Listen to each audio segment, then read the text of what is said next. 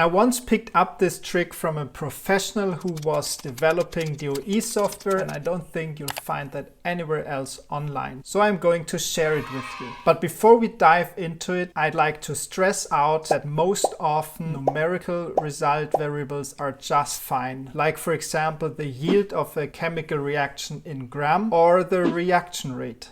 But not always is a numerical result variable the best choice, and sometimes it's not even possible. Here's an example from a recent project during my PhD, where I actually had a continuous response variable, but a bad one.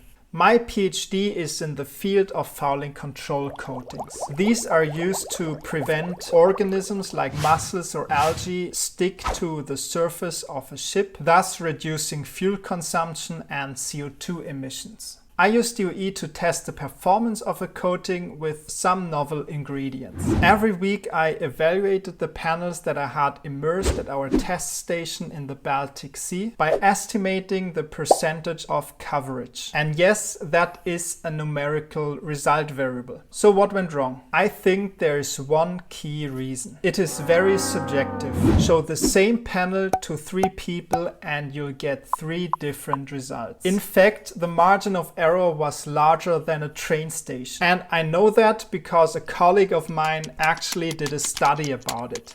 So here's what I did to save my experiment. I established a threshold, and everything better than the threshold I marked as pass, and everything worse than the threshold I marked as fail. I set 2 evaluation points, one in the middle of the season after 3 months and one at the end of the season after 6 months, when I evaluated each panel according to this threshold. But there's still a problem with that. Our world isn't just black and white. There are gray areas, and a simple binary evaluation system cannot capture the complexity of the results that I was dealing with. Look at this example.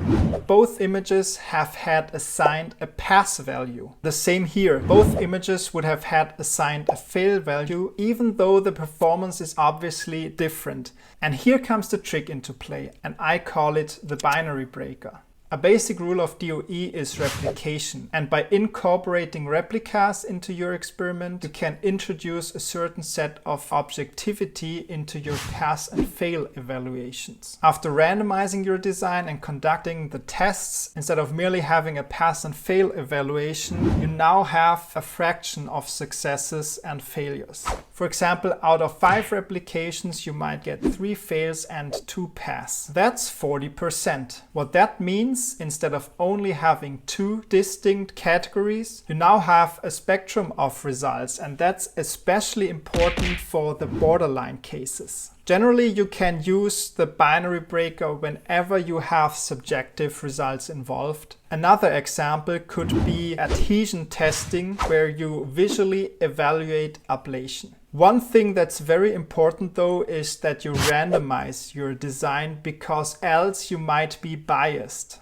And what's left now is that you go and try it out and let me know in the comments what you think about it.